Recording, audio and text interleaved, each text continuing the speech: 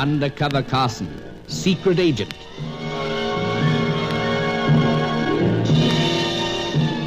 Operation Deathray, an assignment in Rio.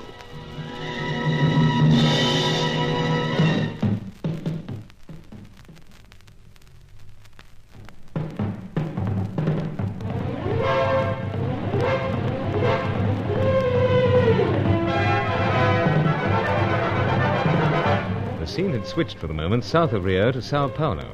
It was here that another of the 6 scientists had met his death 3 days previously. And once again, Sir Giles and I suspected that the mysterious Charco must have been at work ahead of us. But it seemed that the French-Italian dancer, Fakerilli, and Hetty Fitzhenry, the red-headed American bird painter, had also stolen a march. We located Hetty at a smart night spot, the Golden Eagle. She acted in a strangely hostile fashion to me. And when I asked why she had her sketchbook at this place, she told me that I would find out presently. I returned to Sir Giles. The band struck up and a floor show commenced. Out came dancers dressed in the fearsome masks and brilliant feather costumes of the old Aztecs of Central America. That was perhaps one answer to Hetty's presence and sketchbook. But there was another answer. The precise whereabouts of Fakerilli. As the floor show ended, Sir Giles had his doubts, but I was certain. An amazing spectacle, Carson. But how can you be so sure that the leading dancer was Mademoiselle Corelli? I keep telling you, Sir Giles. Her legs. Well, I must admit that I'm not as well acquainted with them as yourself. However... No question, sir. I've seen Faye dance dozens of times. Could never mistake him. You should know, old chap. But it's so dash bewildering. It is rather. What is she doing here? What's Hetty doing? Trying to make out she's drowning a broken heart, or so she told you. So? Or perhaps sketching these flamboyant costumes we've just seen. Well, that would be a good excuse, sir. Exactly. But there's still something more. By Jove, there is. You know, Carson, this is fast becoming the most amazing assignment upon which I've been engaged in 20 years in these parts. It certainly is the most important. Yes. A death ray. Makes me shudder merely to think of it. But can we make anything of the situation? I think so, sir. Then do go ahead. If I had a jolly hangover, my mind wouldn't be so befuddled. Well, sir, Hetty might be here to watch Faye. Yes, quite a possibility. But what is Mademoiselle Corelli doing here? She's watching someone else. And that someone? Either a member of the staff of this place or a client. Well, a distinct possibility. But who? Well, once again, that sinister name pops up. Charco. The blighter. If past efforts are any indication, he was responsible for the sudden death of Martin Schroeder 3 days ago. Granted. So it's possible that he's still in town. Even here, at this moment? Why not? If only we could get a glimpse of him. We know something of his appearance. So, smallish, dark, devilish. Well, Carson, as I cast my eyes around this place, I see quite a number of fellows who could fit the description. So, sir.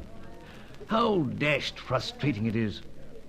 Say, old chap, where to? Surely not to your bird-painting friend to be scolded once again? No, sir. Backstage, the dressing rooms. But... to see Faye. Oh, yes, old chap. But do watch yourself. No, don't worry, sir. I'm not alone. Oh, then I'm to come. No, I suggest you wait, sir. Keep an eye on Miss Fitzhenry. You have your pipes? So? Well, I haven't your high regard for them, I fear.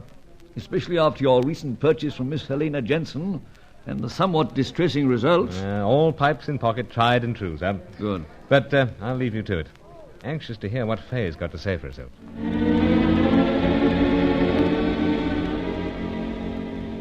Besides, I had something to say to Faye. The last we'd heard of her was a phone call to Sir Giles in Rio. A call that saved myself, Angelo, and our gruff pilot, Herman Nagel, from a sticky end in midair. A couple of bombs had been planted on the seaplane, and but for Faye's timely warning, bomb number 2 would have written finis to the career of yet another undercover man. Anyway, I took a header through the kitchen of the Golden Eagle, then out to a corridor. I could hear the chatter of female voices behind the closed doors. I was wondering where to knock when I felt a tap on my shoulder. You seek someone, Cyril? Yes, old chap, but I see you know I'm English. That was apparent in your remark as you hastened through the kitchen but a few moments ago. I made some remark, you said? Indeed, you said, hold tight, fellas. I did, eh? You were amusing yourself, perhaps. No, I have definite purpose. Then you are looking for someone. So? Mademoiselle Carelli. Mademoiselle Carelli? Faye Carelli. Dancer, you know? But I fear I do not know. It seems you don't know what goes on around this place. Senor, of all concerned, I should be the best informed upon what goes on. How so? I am merely the manager of the Golden Eagle. Oh. And I assure you, Senor, that you will find no one here by the name of Mademoiselle Faye Carelli. Odd. Yeah, it is indeed most odd that you should be prowling in this part of the establishment. Now, steady on. Senor, I must ask you steady, to... I said. There's something odd, all right. Who was that leading dancer in that Aztec sacrificial dance? Senor, it is not the policy of the Golden Eagle to reveal the names of the dancers. They must be protected from the marauding male. Oh, understood. Howsoever... You will go, Senor. If you don't mind, old chap, I've rather made up my mind to see your leading dancer. That will not be possible. Now, do unhand me, old fellow, as saying is. I am escorting you out. Oh, no, you're not. You anger me, Senor. Feelings mutual, old chap. Afraid this must be done. Yes. Caught you, my friend. Now, just lie you on passage floor for bye-bye. Like so. Well, now, to investigate. Try this door first. Oh, pardon me, girls. Wrong door. Clumsy of me. Howsoever, try another. Mind if I come in? Monsieur Bruce. So. And I'm in. Oh, allow you in.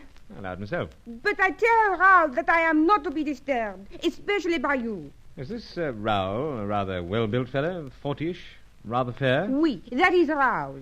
Well, I had to deal with him. What you do with your pipes this time? I'm afraid I didn't use anything that smokes.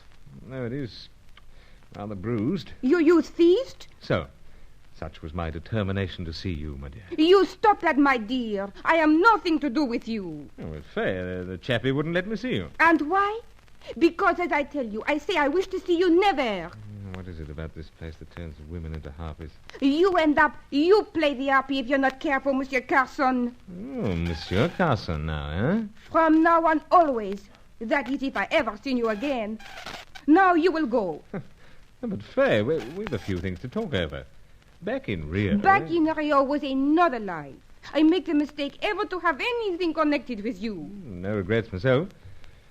Howsoever, when I spotted those lovely legs, I knew at once who it was.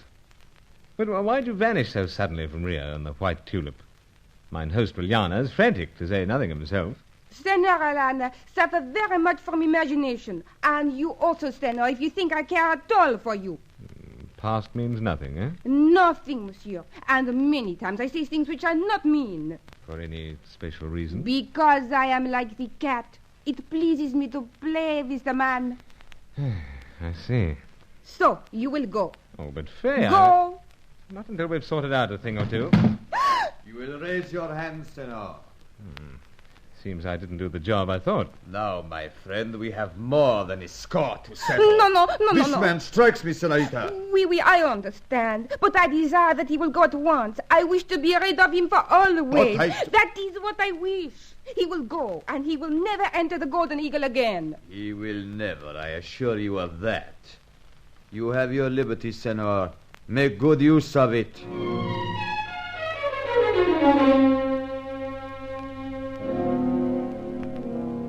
Considering the circumstances, I made very prompt use of it. Sir Giles tried to tell me that Hetty Fitzhenry had left, but a certain urgency in my manner told the old boy that it might be judicious for us to leave. We had words outside with Angelo and left him to continue his investigations. We returned to Sir Giles' Sao Paulo flat to sort things out. By Jove's, Carson, I can do with this drink. Yes, me too, sir. Well, cheers. Good health, my boy. Well, it's quite a monkey puzzle, eh? Yes, 'tis, sir, most.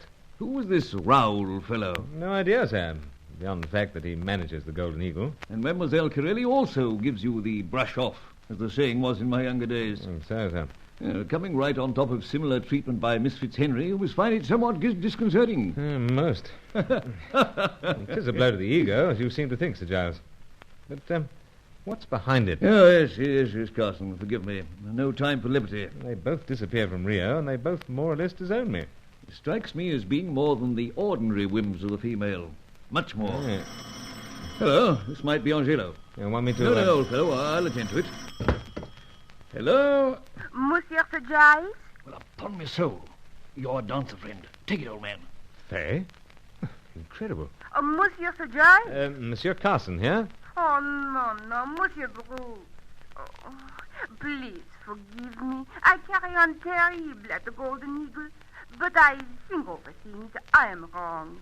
Meet me, Monsieur Bruce. Permit me to demonstrate my sorrow.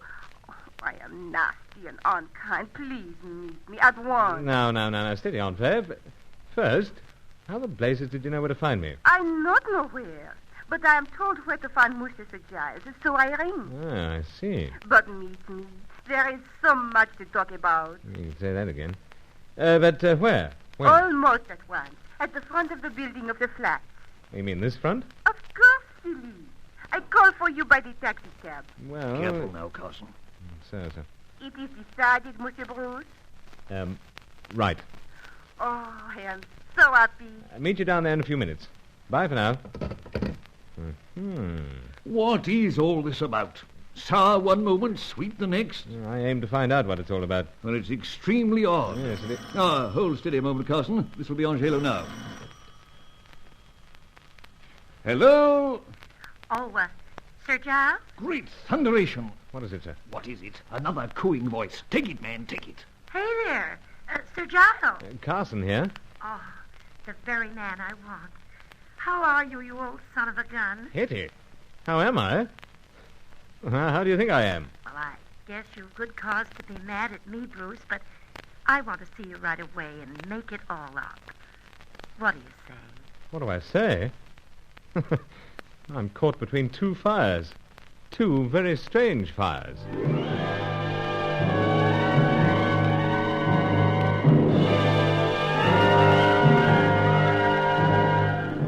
was bewildering, all right. First Hetty spurns me, then Fay. Then Fay's all apology, and a few moments later, Hetty. Women will have their tantrums, but it seemed they were having them to a purpose in Operation Deathray.